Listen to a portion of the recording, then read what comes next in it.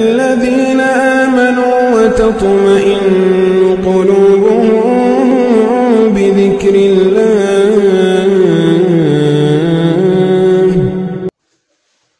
الحمد لله وحده والصلاة والسلام على من لا نبي بعده اما بعد اعوذ باللہ من الشیطان الرجیم بسم اللہ الرحمن الرحیم. آج کے سبق میں بنیادی طور پر ان دو آیات میں جو تین اصول اللہ تعالیٰ نے بیان کیے ہیں، ایک مثالی معاشرہ بنانے کے لیے، اسلامی جو نظام ہے وہ نافذ کرنے کے لیے، آئیڈیل معاشرہ اگر بنانا چاہتے ہیں بنیادی طور پر تین کام کرنے ہوں گے. ان اللہ یأمرکم، بے شک تمہارا رب، تمہارا اللہ تمہیں حکم دیتا ہے، ان تؤدوا الامانات الی اہلھا، کہ جن کی امانتیں ہیں وہ ان کے اہل کو واپس کر دی جائیں. یہ بات کنایتاً ہو رہی، اشارتاً ہو رہی. مفہوم اس کا یہ ہے کہ اگر حکومت قائم ہوگی تو امانت دار لوگ، یعنی جو بھی ہیں ایم این اے، ایم پی اے وغیرہ، کسی بھی عہدے کا جو حق رکھنے والا، جو اہل ہے اس کا، صرف اسی کو جو سیٹ ملنی چاہیے.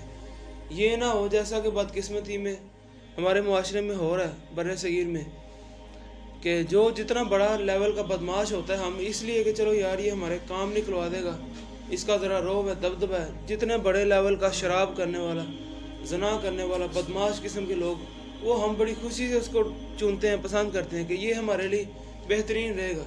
ٹاؤن کا جو صدر ہے یا جو بھی کونسلر کہہ لیں، نہیں، ان تؤدوا الامانات الی اہلھا، اہل لوگ خود چن کے لے کے آؤ اوپر. اور دوسری بات، وَإِذَا حَكَمْتُمْ بَيْنَ النَّاسِ، جب تم فیصلے کرواؤ لوگوں کے درمیان، ان تحکموا بالعدل، عدل و انصاف کے تحت فیصلے ہونے چاہیے. یعنی عدلیہ کا جو نظام ہے، عدالت کے جو ادارے ہیں وہ بالکل آزاد ہونے چاہیے، ان کے اوپر کسی قسم کا پریشر نہیں ہونا چاہیے. اور دوسری بات کہ ان کی جو عدالت کے جج ہیں ان کی تنخواہیں اچھی خاصی ہونی چاہیے. وہ اس لیے تاکہ بالکل بھی حرام کی طرف ان کا دھیان ہی نہ جا سکے، رشوت کی طرف. بہرحال کوئی ایسا نظام ہونا چاہیے کہ عدالت بالکل خود مختار ہونی چاہیے، بالکل خود مختار. کوئی عدالت کے اوپر کوئی چیز نہیں ہونی چاہیے.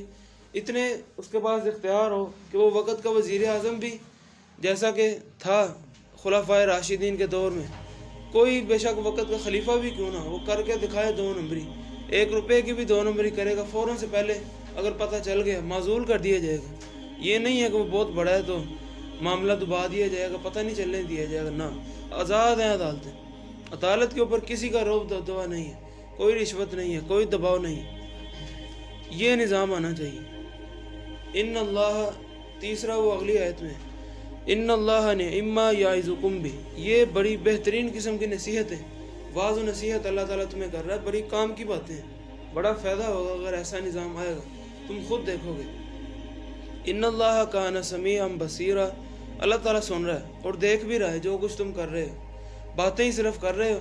اسلامی نظام آنا چاہیے. آج آپ ریفرینڈم کرا کے دیکھ لیں، ادھر لوگوں کی رائے دے کے دیکھ لیں. اسلامی نظام آنا چاہیے. حرمت رسول پر جان بھی قربان ہے، لیکن حرمت رسول پر نیند قربان نہیں ہے، حرمت رسول پر داڑھی رکھنا قبول نہیں ہے، عزت رسول پر شلوار اوپر کرنا قبول نہیں ہے، جان قربان ہے. تھیوریٹیکل باتیں جو نہ جان کون سی ہم سے کبھی پاکستان نے مانگی ہے یا اسلام نے کبھی جان مانگی ہے. ہمارے دادے پردادے گزر گئے، کبھی ایسا موقع نہیں آیا کہ اسلام کے لیے جان دینے کا کبھی موقع آیا ہو. یہ کون سا ہمیں پتہ ہے، موقع تو آنا کوئی نہیں، ہوائی باتیں. اسلام کے لیے جان بھی قربان ہے.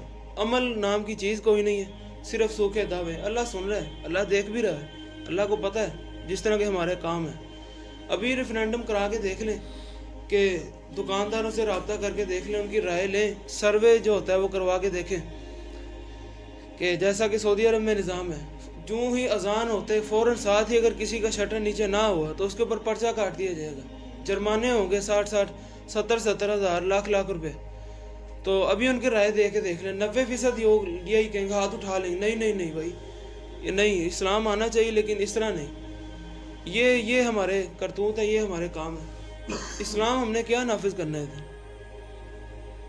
یا ایھا الذین آمنوا، تیسری بات، پہلی تو بات کہ عہدے وہ ان کے جو اہل لوگ ہیں صرف ان کو ملنے چاہیے، بدماش لوگ نہیں اوپر آنے چاہیے چھانٹی کر کے. دوسری بات کہ عدالتیں بالکل خود مختار ہونی چاہیے. تیسری بات عدالتوں نے فیصلہ کیسے کرنا ہے. یا ایھا الذین آمنوا، اے وہ لوگ جو ایمان کا دعویٰ کرتے ہو، اطیعوا اللہ و اطیعوا الرسول. یہ انتہائی اہم آیت ہے قرآن کی. اللہ کی اطاعت کرو اور اس کے رسول کی اطاعت کرو. غور کرنا ہے اس کے اوپر. وَأُولِي الْأَمْرِ مِنْكُمْ، اور تمہارے میں جو اولی الامر ہیں، عقل مند لوگ ہیں، جو با اختیار لوگ ہیں، حکومت کے لوگ ہیں یا صاحب علم لوگ ہیں، بڑے لوگ ہیں، ان کی بھی اطاعت کرنی ہے. یہاں پر جو نقطہ آپ نے سمجھنا ہے وہ یہ ہے، بعض لوگ بدقسمتی کے ساتھ، یہ حالانکہ یہ وہ آیت ہے کہ اس سے تقلید کا رد ہوتا ہے. تقلید جو لوگ کرتے ہیں امام ابو حنیفہ کی، یہ ان کے خلاف آیت ہے، لیکن وہ ایسے بدقسمت ہے کہ اسی آیت کو اپنی دلیل کے طور پر پیش کرتے ہیں کہ دیکھو یہی آیت ہماری بھی ہے. دیکھیں، اطیعوا اللہ و اطیعوا الرسول و اولی الامر منکم، مطلب اس کا بھی یہی ہے. یہاں مخذوف ہے وَأُطِيعُوا أُولِي الْأَمْرِ مِنْكُمْ، اطاعت کرو اولی الامر کی بھی. اس سے وہ دلیل پکڑتے ہیں، دیکھو قرآن نے کہا ہے اولی الامر کی اطاعت کرو، لیکن اگلے الفاظ اگر پڑھے ہوتے تو سارا مسئلہ حل ہو جاتا. یہ جو اطاعت کرتے ہیں بلکہ تقلید کرتے ہیں. اطاعت اور تقلید میں فرق ہے. اطاعت ہے فرما برداری کرنا، تقلید ہوتا ہے آنکھیں بند کر کر کسی کے پیچھے چل پڑنا.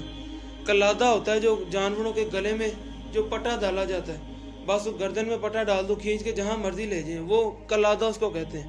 تقلید کا بنیادی مطلب ہی یہی ہے، اندھا دھند پیروی بغیر تحقیق کیے. یہاں پر جو غور کرنے کی بات ہے، اطیعوا کا لفظ 2 مرتبہ ہے اور حکم 3 چیزوں کا دیا گیا ہے. اطاعت کن تینوں کی کرنی ہے؟ ایک اللہ کی، دوسرے نمبر پر اللہ کے رسول کی، تیسرے نمبر پر اولی الامر کی. یہاں تو اس کے 2 طریقے ہونے چاہیے تھے، اطیعوا اللہ والرسول و اولی الامر منکم. اطیعوا کا لفظ 1 مرتبہ آتا ہے، تینوں کو کور کر لیتا، یہ بھی کام ہو سکتا تھا. یہاں 3 دفعہ آتا ہے نا، اطیعوا اللہ و اطیعوا الرسول و اطیعوا اولی الامر منکم. 3 دفعہ نہیں ہے.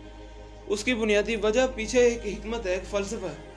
اللہ اور اس کے رسول کی جو اطاعت ہے وہ بغیر کسی لمٹ کے ہے، بغیر کسی شرائط کے ہے، کوئی شرط نہیں ہے. بس حکم آگے فوراً سے پہلے سلنڈر کرنا ہوگا، عقل مانے یا نہ مانے، لا محدود ہے. لیکن اولی الامر کی اطاعت وہ چند شرائط کے ساتھ ہے، لا محدود نہیں ہے. اگر وہ اپنی مرضی کے حکم دینا شروع کر دے تو یہ تھوڑی ہے کہ وہ اس کی بھی ماننی ہے، نہیں. اس کی اطاعت ایک گول دائرے کے محدود کے اندر ہے. ہر وہ حکم جو اسلام کے اندر ہوگا، اسلام کے خلاف کوئی بات ہوگی، جوتی کی نوک پر ہے، کوئی ضرورت نہیں ہے ماننے کی، وقت کا خلیفہ کیوں نہ ہو، احتجاج کریں. یہ فرق ہے. اس لیے یہاں اطیعوا کا لفظ نہیں ہے، یہ انکنڈیشنل نہیں ہے، شرائط کے ساتھ ہے اطاعت. اگر پھر بھی یہ اس تقلید کے خلاف ہے، اگر مان بھی لیں کہ قرآن نے کہا ہے کہ جی اولی الامر کی اطاعت کرنی چاہیے، آگے وہ اطاعت ایسی نہیں ہونی چاہیے کہ اس کے ساتھ جھگڑا نہیں ہو سکتا، کوئی مسئلہ ہو تو جیسا کہ ان کے باقاعدہ وہ موجود ہیں، ان قول امامنا تخالف آیت القرآن. تو یہ کہتے ہیں کہ ہر وہ آیت جو ہمارے امام کے قول کے خلاف ہوگی ہم ان کو منسوخ مانیں گے، کہ وہ قرآن کی آیت منسوخ ہوگی، قابل عمل ہی کوئی نہیں ہے. اسی طرح یہ حدیث کے ساتھ کرتے ہیں. تو یہ کیا قرآن سے ثابت کرنا چاہ رہے ہیں؟ قرآن اس چیز کی دعوت دے رہے ہیں کہ تم شخصیت پرستی کے اوپر لگ جاؤ اور قرآن کو پس پش ڈال دو. کس قسم کی دلیلیں قرآن سے پکڑتے ہیں؟ اگلا سارا معاملہ حل ہو گیا. اگر امام کے ساتھ اختلاف ہو جائے، اہل علم کے ساتھ اختلاف ہو، کسی بادشاہ کے ساتھ اختلاف ہو، پھر کیا کرو گے؟ فَإِن تَنَازَعْتُمْ، جگر پڑے ہو، فی شیء، کسی معاملے میں، فَرُدُّوهُ إِلَى اللَّهِ وَالرَّسُولِ، جو بنیادی اتھارٹی ہیں وہ صرف اور صرف شریعت کے جو مصدر ہیں، شریعت کے ماخذ، وہ صرف 2 ہی ہیں، اللہ اور اس کے رسول. بس واپس پھر اللہ اور اس کے رسول کی طرف اس معاملے کو لوٹا دو. ضرور کوئی نہ کوئی حل ہوگا. قیاس کر لو، اجتہاد کر لو، اجماع امت دیکھ لو، حدیثوں میں ذرا غور کرو، قرآن کی آیتوں میں دیکھو.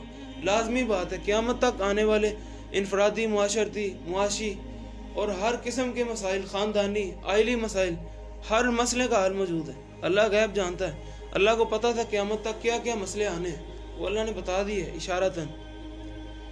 یہ تب ہوگا ان کنتم تؤمنون باللہ والیوم الآخر، اگر تم ایماندار ہوگے. یہ تو پھر اگر اس کے خلاف کام کرو گے، اولی الامر کی اطاعت ہی شروع کر دو گے، اللہ اور اس کے رسول کو چھوڑ دو گے، تو ایمان کا سمجھو جنازہ نکل چکے. اللہ کے نزدیک مومن نہیں ہو تم، پھر صرف شناختی کارڈ والے مسلمان ہو. پاکستان کے شناختی کارڈ میں لکھا ہوا ہے مذہب مسلمان، اللہ کے کاغذوں میں وہ جوتی کی نوک پر ہے، کوئی مومن نہیں ہے. یہ کائے کا ایمان ہے؟ قرآن کو ٹھکرا رہے ہو، حدیث کو تم ٹھکرا رہے ہو، اپنے امام کو لے رہے ہو، یہ اللہ کے نزدیک ایمان نہیں ہے۔ ذالک خیر، یہی تمہارے لیے بھلائی ہے، اسی میں بہتری ہے۔ وَأَحْسَنُ تَأْوِيلًا، اور انجام کے لحاظ سے یہ زیادہ بہتر ہے۔ بعد آ جاؤ اپنی حرکتوں سے ورنہ بہت برا انجام ہوگا۔ أَلَمْ تَرَ إِلَى الَّذِينَ يَزْعُمُونَ، ان لوگوں کی طرف یہ 3 باتیں یہاں ہو گئی ہیں۔ پھر دیکھ لیں، پہلی بات کہ جو عہدے ہیں وہ ان کے اہل کو ملنے چاہیے، جو صحیح لوگ ہیں، ایماندار لوگ ہیں اور نیک لوگ ہیں۔ دوسری بات، عدالت خود مختار ہونی چاہیے اور عدالت کے فیصلے قرآن و حدیث کے مطابق ہونے چاہیے۔ یہ ایک آئیڈیل معاشرہ تب ترتیب میں آئے گا، کم از کم یہ 3 کام تو لازمی ہونے چاہیے۔ أَلَمْ تَرَ إِلَى الَّذِينَ يَزْعُمُونَ، ان لوگوں کی طرف نہیں آپ نے دیکھا کہ جو یہ گمان کر کے بیٹھے ہوئے ہیں، أَنَّهُمْ آمَنُوا، کہ وہ ایمان لائے ہوئے ہیں، بِمَا أُنزِلَ إِلَيْكَ، جو آپ کی طرف نازل ہوا ہے، قرآن حدیث، وَمَا أُنزِلَ مِن قَبْلِكَ، اور آپ سے پہلے جو کچھ نازل ہوا ہے۔ اپنے آپ کو مومن کہتے ہیں، بڑے پکے عاشق رسول کہتے ہیں، لیکن کرتے کیا ہیں؟ یریدون ان یتحاکموا الی الطاغوت، طاغوت سے فیصلے کرواتے ہیں۔ اللہ اور اس کے رسول کے فیصلے نہیں مانتے، اس کے خلاف جتنی بھی چیزیں، طاغوت ہر وہ چیز جو قرآن و حدیث کے خلاف ہو، عمل کرنے میں، قرآن و حدیث پر عمل کرنے میں رکاوٹ بنے، خاندان ہو، معاشرہ ہو، یا یہ جملہ ہو کہ دیکھیں جی لوگ کیا کہیں گے، طاغوت ہے۔ اس کے پیچھے بنیادی ایک واقعہ ہے۔ ایک آدمی رسول اللہ صلی اللہ علیہ وسلم کے پاس آیا، ایک نہیں 2 آدمی آئے تھے، ایک یہودی تھا اور ایک مسلمان تھا۔ رسول اللہ صلی اللہ علیہ وسلم نے جب شواہد دیکھے، معاملہ دیکھا، جھگڑا، تو جو فیصلہ تھا وہ یہودی کے حق میں کر دیا۔ تو وہ یہودی کو فیصلہ یہودی کے حق میں کر دیا، تو اس نے وہ فیصلہ تسلیم نہیں کیا۔ حضرت عمر رضی اللہ تعالیٰ عنہ کے پاس چلا گیا۔ حضرت عمر رضی اللہ تعالیٰ عنہ نے بھی یہی فیصلہ کیا، وہ جانے لگا تو آپ نے پوچھا کہ تم اس سے پہلے رسول اللہ صلی اللہ علیہ وسلم کے پاس تو نہیں گئے؟ اس نے کہا کہ ہاں میں گیا تھا۔ فوراً آپ حضرت عمر رضی اللہ تعالیٰ عنہ نے آؤ دیکھا نہ تاؤ دیکھا، گردن اتار دی اس کی پکڑ کے، کہ تمہیں اللہ اور اس کے رسول کے فیصلے پر تم راضی کیوں نہیں ہوتے؟ تم تو ایماندار ہی نہیں ہو، دھارے اسلام سے باہر ہو۔ جب اللہ کے رسول نے صلی اللہ علیہ وسلم نے فیصلہ کر دیا تو میرے پاس آنے کی تمہیں ضرورت ہی کیا تھی؟ اسی طرح کا ایک واقعہ، حضرت عمر رضی اللہ تعالیٰ عنہ نے ایک فیصلہ کیا، تو بے شمار اس طرح کے واقعات ہیں۔ اکثر فیصلے میں ان کو رجوع کرنا پڑتا تھا۔ فیصلے انہوں نے کیے تو صحابی آئے، انہوں نے حدیث دکھائی ہے، یہ دیکھیں آپ کا یہ فیصلہ حدیث کے خلاف ہے۔ فوراً انہوں نے رجوع کر لی اور ساری ریاستوں سے وہ جو خط ہیں وہ واپس منگوائے کہ نہیں میں اس مسئلے سے رجوع کرتا ہوں۔ اپنی آکر نہیں دکھائی، اپنی انا نہیں دکھائی کہ میں وقت کا خلیفہ ہوں۔ دیکھو، حالانکہ ان کے پاس دلیل بھی تھی، رسول اللہ صلی اللہ علیہ وسلم نے ان کو اتھارٹی بنا کے گئے ہیں کہ علیکم بسنتی و سنت الخلفاء الراشدین، میرے جانے کے بعد میرے خلیفوں کی، خلفاء راشدین کی بھی پیروی کرنی ہے۔ وہ یہ کہہ سکتے تھے کہ اگرچہ حدیث کے خلاف ہے لیکن تمہیں پتہ ہے میں خلیفہ راشد ہوں، میری بات مانو، لیکن نہیں، سلنڈر کر دیا فوراً۔ یہی ایک مسلمان کا رویہ ہوتا ہے، حالانکہ ان کے پاس اتھارٹی تھی۔ تو امام ابو حنیفہ یہ ہمارے امام، ان کی تو کیا اوقات ہے؟ دل سے ہم عزت ان کی ضرور کرتے ہیں، لیکن جو کردار انہوں نے پیش کیے، جتنے گندے مسئلے انہوں نے فقہ حنفی میں پیش کیے ہیں، ان کی طرف جھوٹ منسوب کیا ہے، تو یہ تو پھر ان کی بدبختی ہے نا، خود بدنام کرنے والی بات ہے۔ عزت تو پھر دل میں نہیں رہتی۔ ان لوگوں کی طرف نہیں دیکھا جو ایمان تو لاتے ہیں لیکن فیصلے غیروں سے کرواتے ہیں۔ اپنے ملک میں قانون ان کا گوروں کا چل رہا ہے، وہ دیکھو کس طرح کے منافق لوگ ہیں۔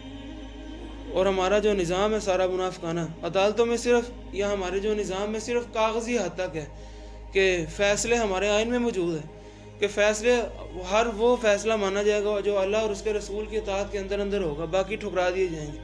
لیکن بے شمار اس طرح کے قانون پاس ہو گئے، شریعت کے خلاف ہیں، عمل ہو رہا ہے، وہ صرف کاغذی حد تک کہ قانون بنا دیے گئے، منافقت نہیں ہے تو اور کیا۔ وَقَدْ أُمِرُوا أَن يَكْفُرُوا بِهِ، حالانکہ ان کو حکم دیا گیا مسلمانوں کو کہ وہ اس کے ساتھ کفر کریں، طاغوت کا انکار کریں۔